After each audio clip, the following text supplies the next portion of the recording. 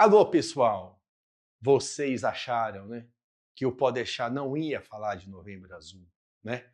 Mas nós estamos aqui para falar de Novembro Azul.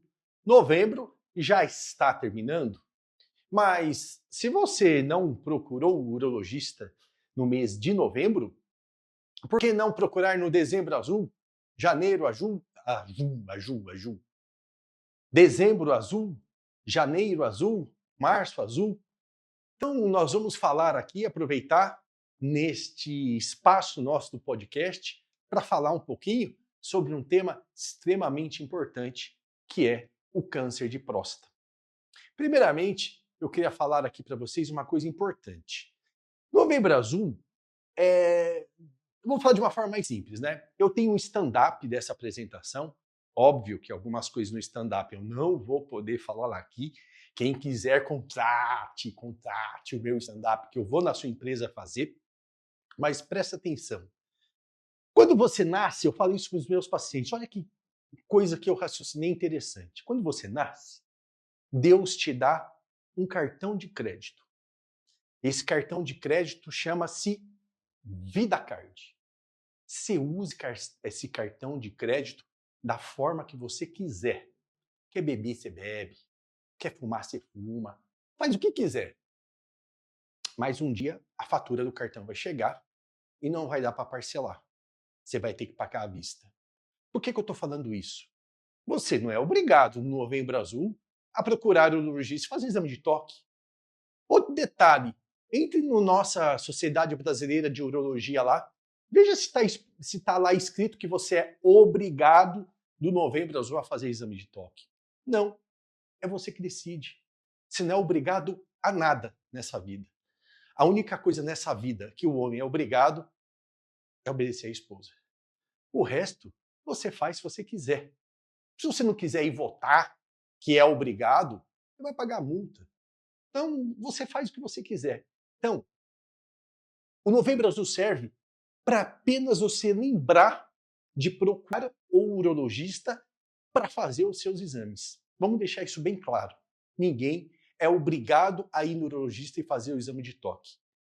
O exame de toque é recomendado pela Sociedade Brasileira de Urologia. É recomendado. Quem vai achar que deve fazer ou não é após a exposição do seu urologista, você decidir se quer fazer ou não. Isso é uma coisa importante, porque eu escuto falar, esse Novembro Azul é uma grande bobagem, esse Outubro Rosa é uma grande bobagem, ninguém é obrigado a passar no urologista, ninguém é obrigado a fazer exame de toque. Rapaz, quem te obrigou a alguma coisa? Ninguém obrigou você a nada, não. Aí, se você quiser, a gente apenas recomenda. Mas vamos lá. Falando então aí do Novembro Azul, e nós vamos começar com um slide que vocês vão ver que vão se repetir durante essa nossa conversa. Que o câncer de próstata, em 90%, pode ser curado se descoberto na sua fase inicial. Isso é uma coisa muito importante que você tem que guardar. Lembra que nós trouxemos aqui a doutora Mariana para falar de câncer de colo de útero? Lembra que nós trouxemos o doutor Baeta para falar sobre câncer de mama? Grande parte dos cânceres, se diagnosticado na sua fase inicial, você, no caso da próstata, tem 90% de cura. E nós vamos falar a importância do toque. O toque é fundamental na sua vida. É só você lembrar da frase quando você diz assim: eu precisei dar um toque pro meu irmão. Puta, eu dei um toque lá pro meu amigo. Ó, eu dei um toque pro cara lá, velho. Se fazer isso vai dar errado. Então o toque é fundamental. Na urologia, especificamente no câncer de próstata, ele também é importante. Tem até uma praia em homenagem aos urologistas, que é a praia de Toque Toque. Quem já não conhece a praia de Toque Toque, não vá para lá, pelo amor de Deus, né? Quem não quer fazer exame de toque, né? Sei que a piada foi péssima, mas vocês vão gostar. Mas vamos tirar algumas dúvidas. Olha que importante. Quem é o tal do urologista? Já parado para pensar nisso? Uma vez eu estava atendendo, os pacientes ficavam na porta, né, sistema público. Chamei uma senhora, né, é numa cidadezinha do interior, Chamei uma senhora, a senhora entrou, ela estava com problema de infecção urinária. Ela saiu da sala, o outro paciente que eu chamei entrou falou: ô doutor, o que essa mulher está fazendo aqui pro senhor? Eu falei: rapaz, eu veio passar em consulta. Ué, mas não estou entendendo. O que ela está fazendo? O senhor é médico de homem. Rapaz, tem paciente que ainda acha que o urologista é só médico de homem, né? Daí eu falo: meu amigo, mulher tem rim, mulher tem bexiga, então mulher também passa no urologista. Então o urologista é só médico de próstata? O urologista é médico só de homem? Ele também trata mulher? É médico de... Não posso falar essa palavra aqui, tem 2 pontos de interrogação. É médico desse negócio que está escrito aqui que vocês estão vendo? É médico daquele outro negócio que tem um ponto de interrogação do lado? Trata de hemorroida? É comum entrar o paciente, o urologista falar: pois não, qual é o seu problema? Doutor, estou com hemorroida. Daí você olha para cada paciente assim e fala: hemorroida, não é comigo não. Né? Mas vamos ver. A gente tem que explicar para o paciente. O paciente não é obrigado a saber. Apesar que hoje nós temos aí a internet, né? Só dar um Google, que lá você vai tirar muitas dúvidas, tem muita gente que não tem acesso. Principalmente em cidades mais distantes, o paciente não tem acesso à internet.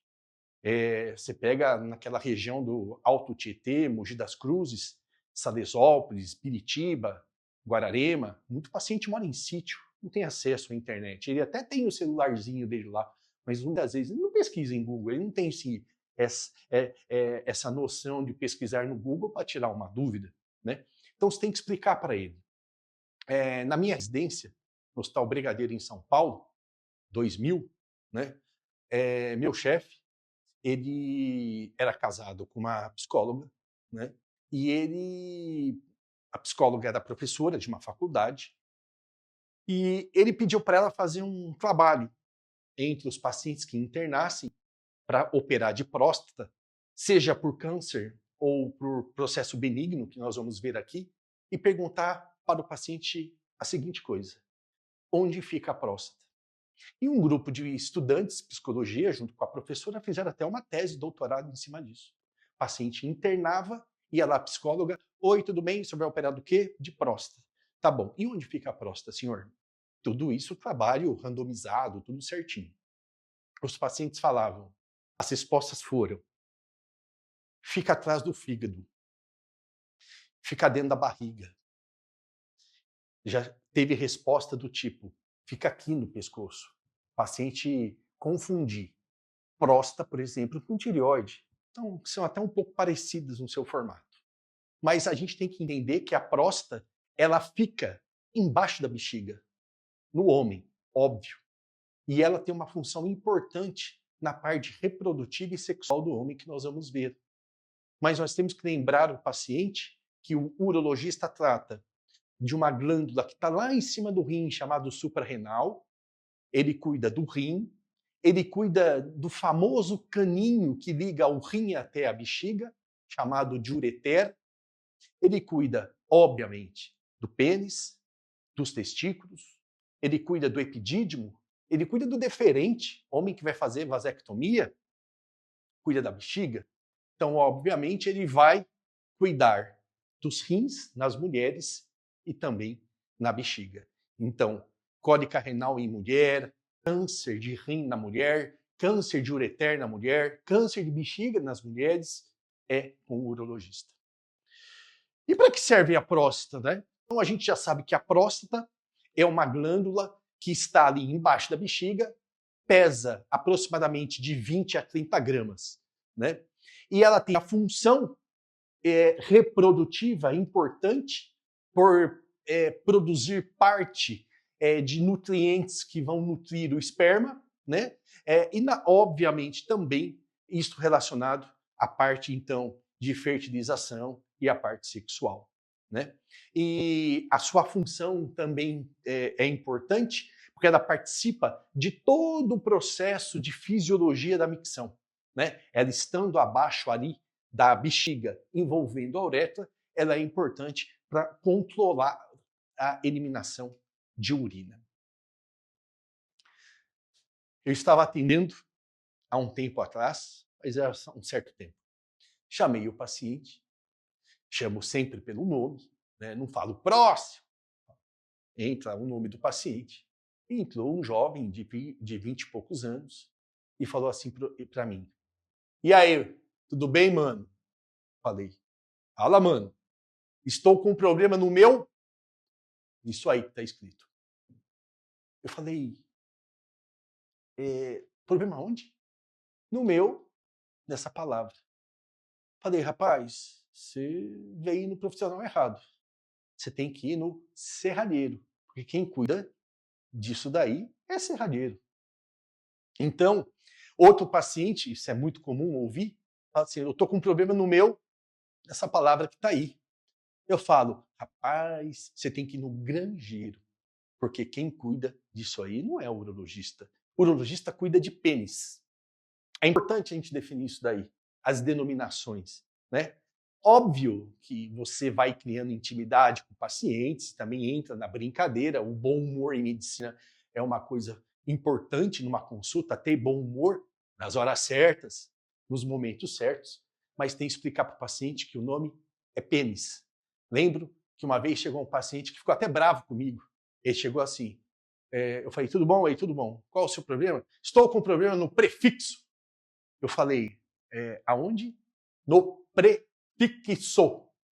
E já com uma cara de tipo assim, ignorante. Eu estou no urologista, o cara não sabe o que é prefixo. Eu falei: "Mas estou entendendo, o que é o prefixo?" "Aquela pele que cobre o pênis." Eu falei: "Ah, você está com problema no prepúcio." "Ah, sim, sim, sim." Né? E outros ainda que, obviamente, a gente explica, né? "Estou com problema de erosão." Né? "Vem de ereção para erosão." Outro falou que não conseguia ficar elétrico. Eu falei: "Rapaz, você enfiou o dedo na tomada? Só enfiar o dedo na tomada você fica elétrico." Ele falou assim: não consigo ficar ereto." A gente tem que explicar para o paciente a linguagem adequada.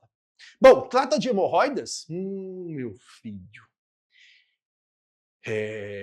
Profissionais da saúde que não sabem diferenciar hemorroidas de próstata, beleza. Atendente, pessoal da recepção, né? Mas médico, uma vez um médico encaminhou um paciente para mim com hemorroida. Falei: "Rapaz, não pode. A hemorroida faz parte do aparelho intestinal, está dentro do intestino, ali no reto, do ânus, daquela região. O urologista cuida da próstata, que faz parte do sistema urinário. Então, sistema urinário, próstata. Sistema intestinal, hemorroida." E por que os pacientes confundem? Olha que interessante. Eles argumentam o seguinte: "Como que você não trata de hemorroida?" "Como?" "Se você faz exame de toque." Daí a gente tem que explicar para ele que é através do toque, que é introduzido o dedo no ânus, a gente sente ali uma porção da próstata, mas não a hemorroida que está dentro ali do intestino. Então muitos pacientes confundem. E é muito engraçado também que a imprensa às vezes a confundem. Uma vez eu vi num programa esportivo de rádio famoso, o rapaz que estava falando lá: "Você tem que procurar o proctologista para fazer seu exame da próstata." Então, às vezes, a imprensa confunde, como se fosse o proctologista que fizesse. E não é. É o urologista. Beleza, pessoal? Entendemos essa parte? Ficou claro e objetivo a função do médico urologista, certo? Então, hemorroida é com quem? Com o proctologista. É o proctologista que vai cuidar da hemorroida, da fissura anal. Às vezes o paciente procura a gente com prurido anal, com coceira no ânus. A gente adianta os exames, pode ser uma parasitose que ele está tendo ali, a gente pede, mas pede para ele passar com o proctologista, né? Explicado isso, então o urologista é o médico que trata as doenças do aparelho urinário masculino e feminino e as doenças do aparelho reprodutor masculino. Quais são as doenças que acometem a próstata? É importante ter essa noção. Temos a doença maligna, o câncer de próstata. Temos a doença benigna, que é a hiperplasia prostática benigna, HPB. E temos a infecção prostatite. O sufixo "it" está relacionado à inflamação, laringite, bronquite, neurite e também prostatite. Aqui vai uma coisa interessante. Às vezes a gente vai operar um paciente, agendar uma cirurgia de câncer de próstata, e o paciente fala assim, doutor, essa cirurgia aí... Não, por exemplo, vamos inverter, o paciente vai fazer uma cirurgia benigna da próstata, que é a hiperplasia prostática benigna, que pode ser feita pelo canal da urina, que é vulgarmente conhecido aí, a laser, que também pode ser feito por laser, né? Mas o leigo às vezes confunde. Então ele fala assim, doutor, não quero operar não, porque tem um vizinho que fez essa cirurgia, ficou com sonda há 20 dias, não tem mais ereção, está tendo uma série de problemas. Então, muitas vezes, o paciente confunde a cirurgia de próstata, que é para uma situação benigna, com a cirurgia de próstata, que é uma situação maligna. A cirurgia de câncer de próstata maligna chama-se prostatectomia radical. A cirurgia para problema de próstata benigno chama-se prostatectomia transvesical, ou RTU de próstata, ressecção transuretral. Então, importante, quando você souber que você vai operar da próstata, você souber que um vizinho, um parente seu fez a cirurgia, às vezes não é a mesma que você vai fazer. E às vezes você pode estar colocando na sua cabeça problemas que não existem. Não é bem não existem a palavra, não se correlacionam. Muito bem. Infecção prostatite, normalmente em homens com mais de 50 anos de idade, o paciente tem febre, dor na região perineal, embaixo do escroto, precisa correr para o pronto-socorro, que não aguenta de dor, trava a urina, faz os exames de uma mega infecção urinária, o exame de sangue da próstata, o PSA aumenta bastante, prostatite, interna, toma antibiótico, coisa desse tipo, não tem nada a ver com câncer, não tem nada a ver com hiperplasia prostática benigna. Obviamente, o homem, às vezes, que tem HPV pode ter prostatite, mas não é uma coisa assim extremamente relacionada. E, por último, o tumor benigno. Essa palavra até tumor benigno dá confusão, né? Na cabeça do paciente, né? É que alguns consideram existem tumorações benignas, existem tumorações malignas. Eu gosto de falar que o câncer é o câncer de próstata e o aumento benigno é a hiperplasia prostática benigna.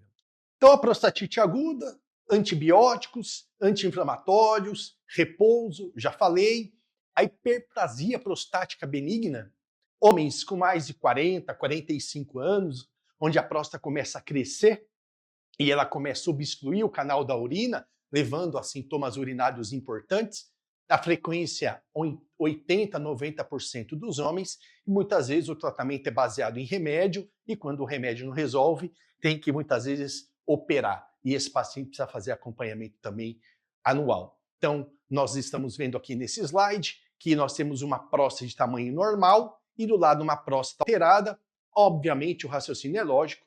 Se a próstata envolvendo a uretra, que é o cano que sai da bexiga, e vai lá para o pênis, né, que faz parte do pênis, se essa glândula começar a apertar a uretra, o indivíduo vai esvaziar a bexiga com mais dificuldade. Né? Falando de uma forma bem superficial aqui para vocês, o sistema é muito mais complexo do que isso. Preste atenção, uma coisa importante que eu vou falar, não sei se eu falo agora, não sei se eu falo para o final, vou falar agora, vou dar um pitaco agora. Normalmente, não é sempre. Existe o que é normalmente, existe o que é sempre. Normalmente, um homem com mais de 50 anos que procura o urologista falando assim, eu estou levantando 6 vezes à noite. O meu jato urinário é fraco. Quando eu acabo de urinar, eu sinto que tem urina para sair ainda. Quanto tempo o senhor está assim? Há uns 6 meses. Normalmente, este homem tem hiperplasia prostática benigna. Normalmente. Já aquele homem na mesma idade, que procura o urologista, dizendo assim, eu vim aqui fazer exame de próstata. O que o senhor está sentindo? Nada. Nenhum sintoma? Nada. Normalmente, esse homem tem câncer de próstata.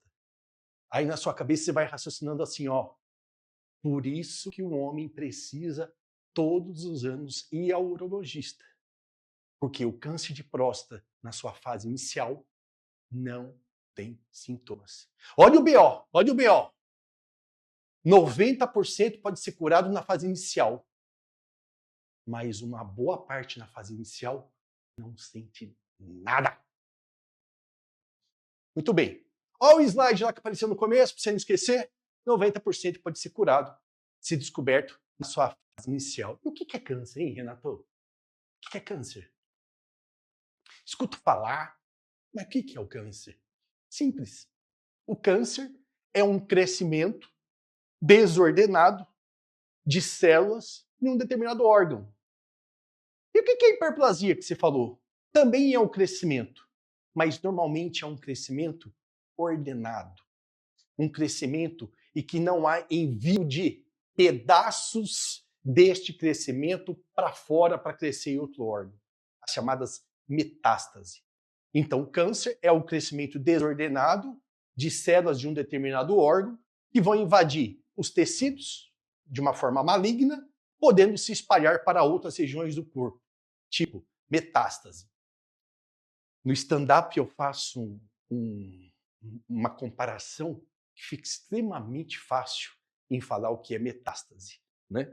É uma determinada coisa nesse país, está em um determinado lugar deste país, em outros estados deste país, nós temos várias coisas dessa coisa que está em determinado lugar, que são as metástases. Para quem entendeu, um pingo é letra. Quem quiser saber, contrate o meu stand-up. Muito bem. 2023, atualizadíssimos. Estamos atualizadíssimos. Quem é responsável pelo controle do câncer no país por ditar as regras? O respeitadíssimo. E tem que nos dar muito orgulho, INCA, Instituto Nacional do Câncer. Temos que ter orgulho do INCA, porque os profissionais que estão lá são profissionais do mais alto nível na urologia, na ginecologia, nos outros tipos de cânceres, e é eles que levantam dados, além de pesquisar, fazer uma série de coisas. Olha lá, em 2023, qual foi a incidência estimada de câncer nos homens? 71.730 casos. Ah, mas o Brasil tem 200 milhões, sei lá, 250 milhões de habitantes, isso não é nada. Não é bem assim que os 250 milhões não são só homens, né? Então, você tem que pegar a faixa etária aí para poder dimensionar. O segundo câncer mais comum no homem, qual foi? Qual foi? Cólon e reto, 21.970. Então, nós tivemos o de próstata, que foi 30% dos homens que tiveram, e segundo, colo e reto, 9,2%. É muita coisa, gente. É muita diferença. E a gente já tem que saber que 13% dos homens, quando nascem, eles vão ter câncer de próstata. Desses 13%, 6% devem morrer da doença e 90% podiam ter sido curados se tivessem começado a fazer o seu exame preventivo a partir dos 50 anos, e se fosse negro, com um parente com câncer de próstata a partir dos 45 anos. Pô, Renato, você vai fazer aqui uma apresentação e você traz aqui uma pesquisa de 2009, de 9, 10, 11, 12, 13, 14, 15 anos atrás, trago, porque ela retrata muito bem o que é a nossa realidade. Foi feito pelo Datafolha, em 2009. Foram entrevistados 1.061 homens em 10 capitais brasileiras, na faixa etária de 40 e 70 anos. Essa pesquisa ela evidenciou que 76% dos homens entrevistados conheciam o exame de toque. Oi, tudo bem? Você conhece o exame de toque? Conheço. Tá. 32% já fizeram. Oi, tudo bem? Você conhece o câncer de próstata? Conheço. Você já fez? Não. Grave, né? Grave. Hoje mudou isso? Será que mudou? As pesquisas indicam que estamos mais ou menos no mesmo patamar. Olha lá, na classe D e E, 84% já tinham feito o exame de toque. e 26% já tinham feito PSA. Quando a gente encontrava pessoas de uma classe social melhor, 42% já tinham feito TOC e 60% já tinham feito PSA. Veja bem, vamos traduzir isso aqui para vocês? O paciente marca uma consulta com o urologista no sistema público. Passa lá com o urologista. Eu, Renato, normalmente faço o exame de toque do retorno. Eu não gosto de fazer o exame de toque na primeira consulta. Muitas vezes o paciente está tenso, está nervoso, está ansioso. Já teve paciente que chegou para mim, estava uma semana sem dormir, porque ele acreditava que o exame de toque a gente colocava uma mangueira pelo ânus, que é a colonoscopia. Ele achava que era a mesma coisa. Isso faz muito tempo não, gente. O Google rolando aí, né? Então eu sempre fazia no retorno. Né? Mas tem urologista, principalmente sistema público, ou pessoal em particular também, que gosta de fazer na primeira consulta. Tudo bem, não tem nenhum problema. Pode fazer no retorno, pode fazer na primeira consulta. Mas o que a gente traduz dessa classe D e E? O paciente passa em consulta com o urologista no sistema público, ou o urologista vai lá, faz o exame de toque e pede o PSA. Ele consegue agendar o retorno para levar o PSA para o urologista ver? Muitas vezes não consegue. Por isso essa alta incidência de exame de toque e baixa incidência de PSA. Já nas classes mais favorecidas, o paciente chega no urologista, que o cardiologista, que o clínico já pediu o PSA, pronto. Então a maioria já tinham feito PSA, mas poucos tinham feito o exame de toque. Eu, particularmente, Renato, se algum outro urologista estiver assistindo e querer deixar nos comentários, beleza, tiver uma opinião diferente. Eu ainda não tenho uma definição sobre isso. Eu estou pondo a mão aqui no microfone, daqui a pouquinho eles vão me dar uma catuacada. Eu já atendi pacientes desde juiz de direito até agricultor simples. Eu já atendi juiz, empresários, executivos que chegavam para mim na consulta e eu falava, vamos fazer exame de toque? PSA pronto. Ô, Renatão, tá de brincadeira, né? 2021, 2022, 2023, você querendo fazer exame de toque? Isso não existe mais não, velho. A medicina já está muito avançada. Isso aí está ultrapassado.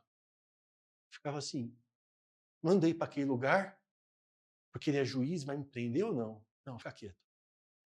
Eu explicava, tô brincando, eu explicava. Eu atendia pacientes analfabetos, você via a ficha quando vinha com o polegar na assinatura, humilde, muitas vezes ali com um chinelinho, né, com aquela mão extremamente calejada de trabalho de campo, falar assim, olha que interessante, não foi um só não, pessoal, foram vários. Doutor, tá aqui o PSA, o exame de sangue. Eu já vi que parece lá, meu filho viu, minha filha, minha neta viu, falou que está normal. Mas eu vim aqui só para fazer o exame de toque, porque eu sei que é importante. Você fala, mas meu Deus do céu, né? Como que pode? Eu não tenho uma explicação, pessoal, razoável para dar para isso, não. Parece que quanto mais conhecimento tem, menos acha o exame de toque importante. É uma correlação meio estranha. Se algum urologista tiver uma opinião para explicar essa situação, deixe nos comentários aí, tá? Vai ficar legal, né? Qual é a fonte de informação em 2009? 78% imprensa, 22% médicos de posto de saúde. Continua a mesma coisa. A imprensa tem um papel fundamental.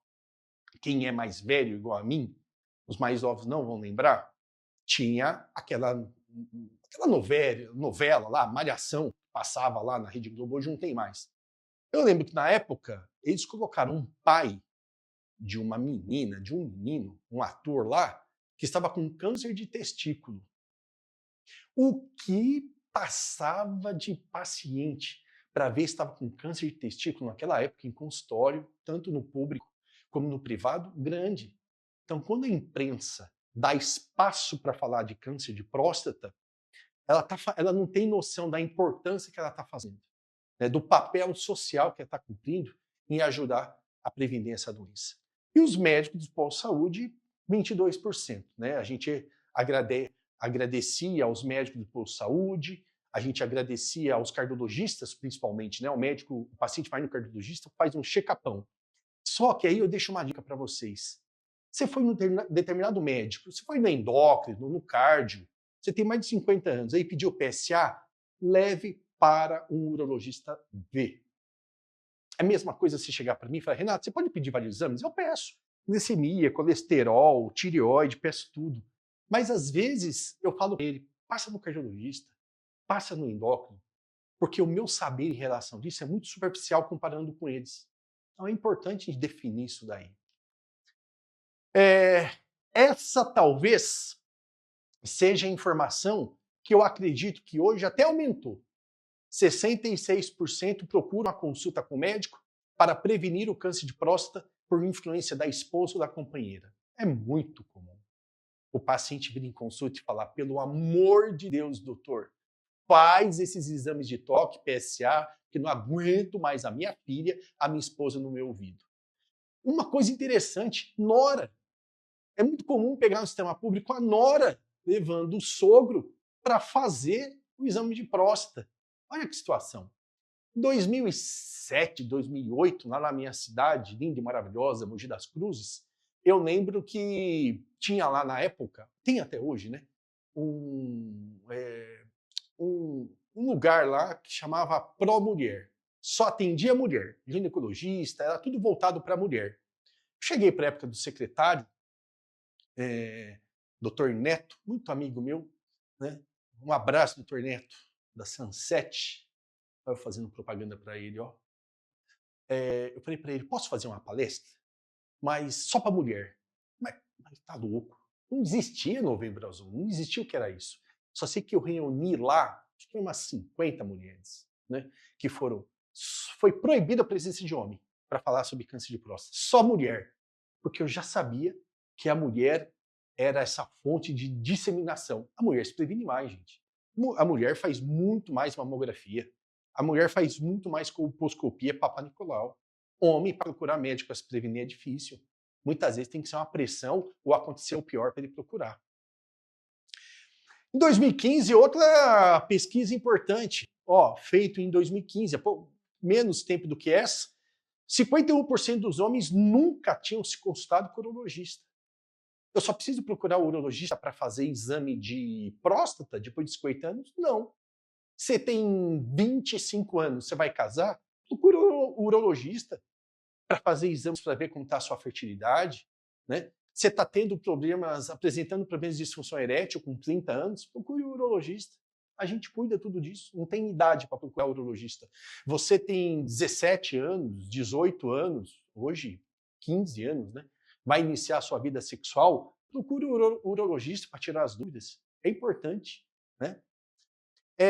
Então, câncer de próstata é a primeira causa de morte por câncer no homem e, obviamente, está relacionado à idade.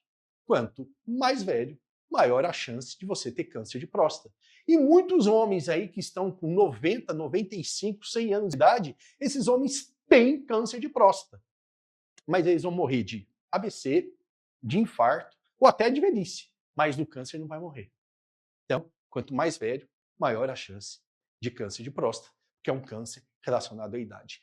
As maiores incidências estão nos Estados Unidos, Canadá, norte da Europa, Brasil, Austrália, e as menores incidências estão nos países do Extremo Oriente, né? China, Japão, Índia, né? E o oriental tem muito, né? Não é a palavra muito legal, tem menos câncer de próstata do que o ocidental. Bom, pessoal, a incidência. A cada 7,6 minutos, um homem é diagnosticado com câncer de próstata e a cada 40 minutos, um homem morre devido ao câncer de próstata. E por quê o homem tem câncer de próstata? O primeiro, a idade. Mais velho, maior a chance. A segundo, história familiar. É um câncer relacionado à incidência familiar. Se o seu avô teve, se os seus irmãos teve, você tem uma chance maior de ter câncer de próstata. E a raça, no caso aqui, a raça negra. Você jogou fora O amor que eu te dei. Péssimo, péssimo, péssimo. Mas para descontrair, o negro tem uma incidência maior de câncer de próstata do que o branco. Essa incidência não é uma mega incidência, mas é uma incidência um pouco maior. Por isso que o negro começa aos 45 anos. Alguns estudos correlacionam essa incidência de câncer de próstata maior nos negros, estudos americanos, porque, por exemplo, nos Estados Unidos, no Brasil também, né, gente? O negro tem um menor acesso ao sistema de saúde do que o branco. Não vamos entrar nessa discussão, porque vai ser tópico para um curso de urologia que nós teremos o ano que vem e que nós vamos falar a fundo desse assunto. Voltando, fatores de risco. Ó, eu no meio do slide, tem que sair daqui, sair tudo do slide, maravilha. Se você tem um parente de primeiro grau, pai, aumenta 2 vezes. Se você tem 2 parentes de primeiro grau, pai e tio, aumenta 5 vezes. Se você tem 3 parentes de primeiro grau, aumenta 10 vezes. Por isso que quem tem parentes com câncer de próstata começam o check-up aos 45 anos. Uma vez não, várias vezes. Você tem algum parente com câncer de próstata na família? Tenho. E quantos? Eu já tive 2. Meu Deus do céu. Quem é pai, irmão? Não, 2 cunhados.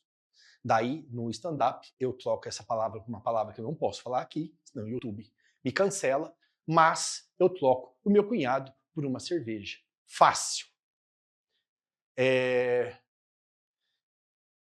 Diagnóstico. História clínica.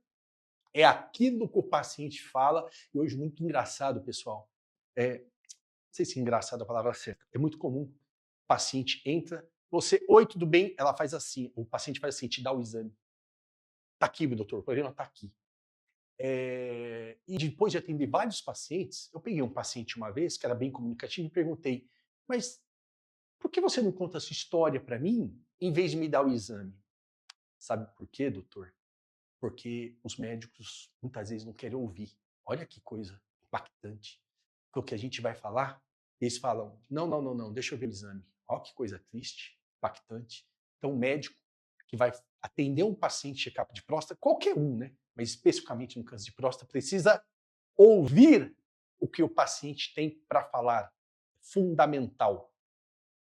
Então, escutar o que o paciente tem para falar, que é a história clínica, fazer o exame de toque retal, você faz se você quiser. E o PSA, que é o exame de sangue da próstata. Só homem tem PSA. Mulher tem também, mas é indetectável, né? E não é pela próstata, é pela mama, né? Não vou entrar em detalhe nisso. Mas o PSA é uma substância produzida pela próstata, mais de 90% dele, em que a gente consegue dosar isso no sangue. Muito bem. Por que tem que fazer exame de toque? Por que você está me explicando, doutor? Tudo bem, vai, eu vou fazer. Mas por que tem que fazer? Porque no exame de toque, eu vou sentir algumas características da próstata que o exame de imagem, que o ultrassom não vai me dar.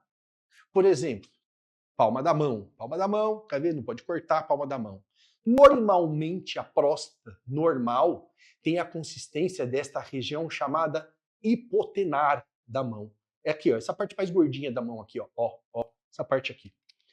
A gente chama essa consistência de fibroelástica. Então eu vou fazer o exame de toque em você, a consistência da sua próstata tem que ser assim, ó, meio mole, ó. Não é mole de tudo, né? Mas tem que ser meio mole, ó. Fibra elástica a gente chama. Porque se tiver duro, se for palpar duro, tem BO. Então, eu vou perceber se tem a superfície está, a consistência está fibra elástica. Se no exame de toque eu vou conseguir perceber se as partes laterais da próstata, né, as suas delimitações estão livres.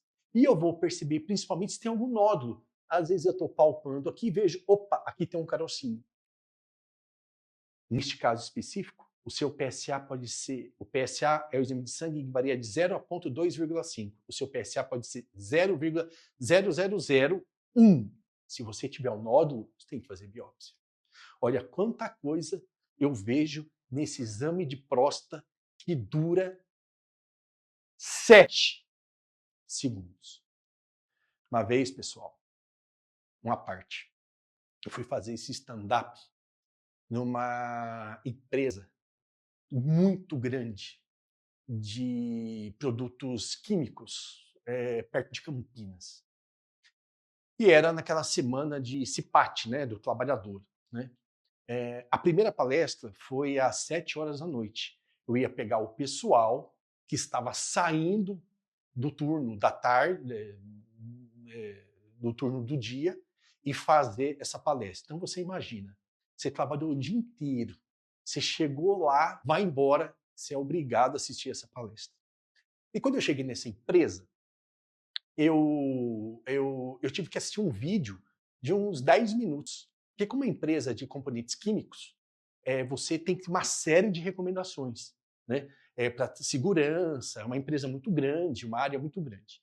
Eu fui lá, né? Stand-up, vocês sabem como que é. Se a sua piada não tirar risada nos primeiros 5 minutos, você está ferrado, né? E a gente tem algumas coisas que a gente solta no começo para já dar a gente poder dar aquela respirada que vou fazer sucesso. Então eu cheguei lá, o rapaz lá, o gerente, foi me contratar.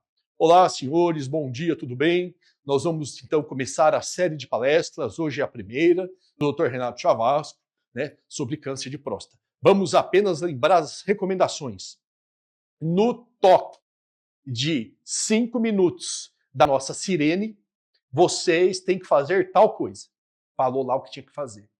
No toque de 3 minutos da nossa sirene, vocês têm que fazer tal coisa. No toque de 10 segundos da sirene, vocês têm que dirigir para tal lugar, fazer tal coisa. E passou o microfone para mim. Eu vai e falo. Tava todo mundo com cara de mal-humorado, né? Que quer ir embora para casa. Eu falo, pô, pessoal, meu toque dura 7 segundos, vocês fazem toque de 5 minutos aqui e estão reclamando?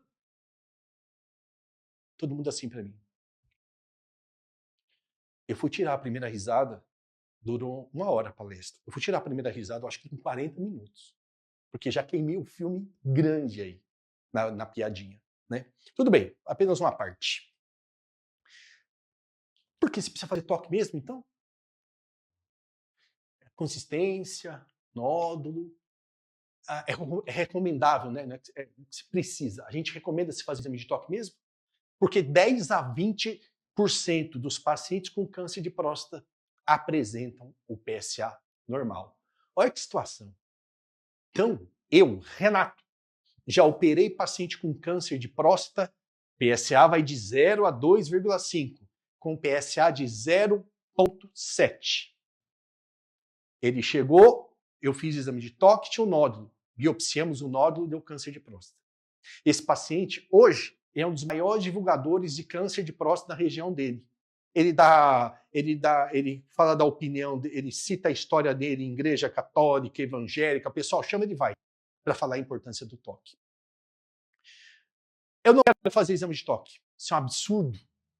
Onde se viu, a medicina está super adiantada. E por que precisa fazer exame de toque? Daí eu falo, meu dedo tem 8 centímetros. Uma média aí, vai. Você não quer fazer exame de toque comigo? Tudo bem.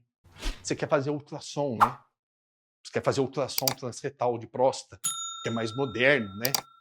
Que vê o tamanho da próstata, que é mais específico. O transdutor tem 20 centímetros.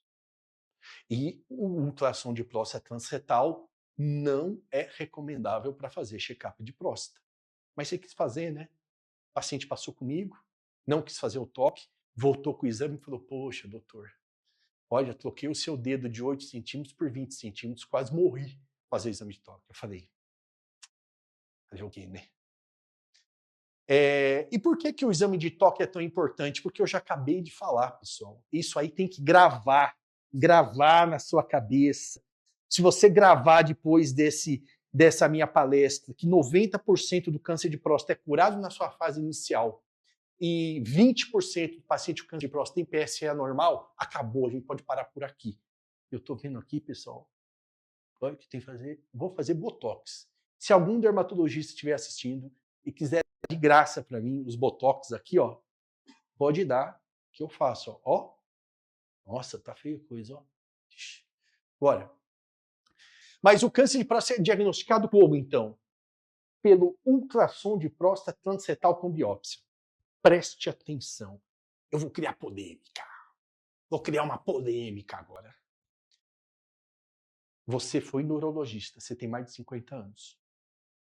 Ele pediu PSA e pediu ultrassom de próstata transretal, porque falou para você que não precisa mais fazer exame de toque. Você não volte nesse urologista. Não volte nele. Porque o ultrassom transretal não substitui o exame de toque. E para que serve o ultrassom transretal, então, meu filho?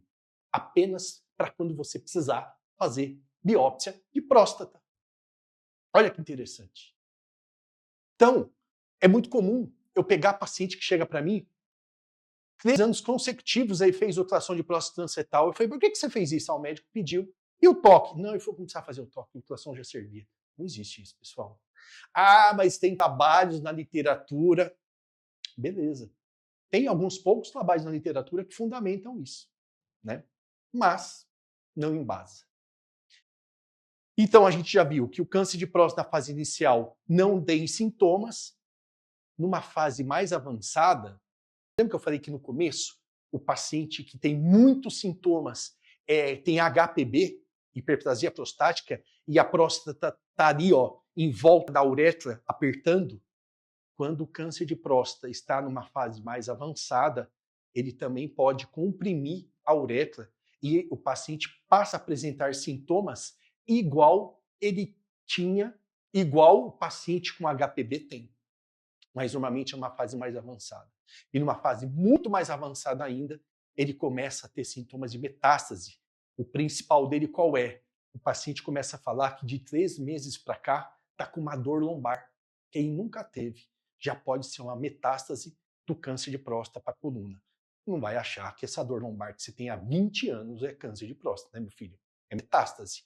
Normalmente é uma dor aguda, que faz ir para o pronto-socorro, é um grande desconforto, né? Então não vai sair vendo essa palestra e procurar o urologista dizendo que você está com câncer de próstata, pelo amor de Deus. Muito bem. E o tratamento vai depender do quê? Vai depender de a resposta a 3 perguntas básicas. Está só na próstata? Está envolvendo órgãos vizinhos da próstata? Vesícula seminal, tem linfonodos ali em volta da barriga que está acometendo? Ou já tem metástase à distância, principalmente para a coluna lombosacra? E isso vai ser feito através de exames que a gente chama de exames de estadiamento. Ressonância, cintilografia óssea, exame chamado PET scan, né, que vão ser importantes. O tipo de tratamento vai depender dessa resposta, mas pode envolver principalmente a cirurgia, prostatectomia radical. O termo radical na urologia é usado para a gente falar em relação a cirurgias de câncer. Então, quando você escutar que o indivíduo fez uma nefrectomia radical, ele teve câncer de rim. Quando ele fez uma orquiectomia radical, é que ele teve câncer no testículo, tá? E, obviamente, se ele fez uma prostatectomia radical, ele teve o câncer na próstata, porque tem outras cirurgias para a próstata que não são relacionadas a câncer, tá? E pode fazer a radioterapia, quando ele não quer operar, ou quando a cirurgia não tem mais indicação, e até fazer algo que a gente chama de observação vigilante. Apenas atender esse paciente de 6 em 6 meses com câncer, porque é um câncer de muito baixo grau, e acompanhar durante um bom tempo. A cirurgia, hoje, ela é feita, boa parte dela por via laparoscópica, né? Alguns lugares fazem por via aberta, muitos lugares fazem por via laparoscópica ou também por via robótica, através do robô, né? Então, hospitais grandes hospitais de São Paulo, do Brasil, que tem um robô, os urologistas fazem por via robótica, né? Qual que é a melhor via para fazer? Óbvio que em matéria de recuperação, para você voltar a trabalhar, para você voltar às suas atividades, a laparoscópica e a robótica são cirurgias que dão essa condição muito melhor. Mas em termos de recuperação, por exemplo, de impotência, incontinência urinária, as três são mais ou menos ali equivalentes. Dr. Miguel Ruge, maior urologista do Brasil e um dos maiores do mundo, sempre fala que a melhor cirurgia que você tem que fazer é aquela que o seu médico está habituado e tem mais experiência. Quais são as complicações da prostatectomia radical para câncer de próstata? Impotência. Essa impotência pode variar de, vamos colocar aí, 10%, zero, muito difícil, mas ela pode variar de 10% até 100% dos casos. Por quê? Porque vai depender, por exemplo, você já é impotente? Às vezes você tem 50 anos, é diabético, hipertenso, já é impotente. Então a cirurgia, ela vai te deixar do jeito que você está ou vai piorar. Você tem uma outra doença, você não é impotente, mas tem diabetes, pressão alta, cirurgias que atrapalham na potência, também vai influenciar. Mas você falar para um paciente que vai operar que a potência dele não vai se alterar com a cirurgia, mentirá. Não volte nesse urologista. Porque a sua função sexual vai ser alterada com a cirurgia. Pode chegar a 100% dos casos. A incontinência urinária, vazar urina. Você vai mexer na região, vai alterar todo o mecanismo de micção.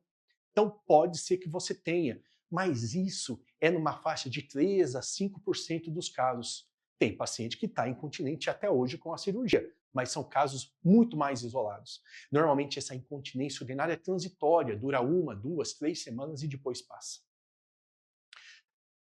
E quando envolve órgãos vizinhos? Você chegou lá, o CPSA está aumentado, você fez biópsia, está com câncer de próstata, mas já está envolto ali de alguns outros órgãos. Aí o médico tem que ponderar bastante junto a você e com o envolvimento da sua família, a esposa fundamental, filhos fundamental, participar do processo de decisão. Eu falo que a decisão é do paciente, mas a família tem que se envolver, né?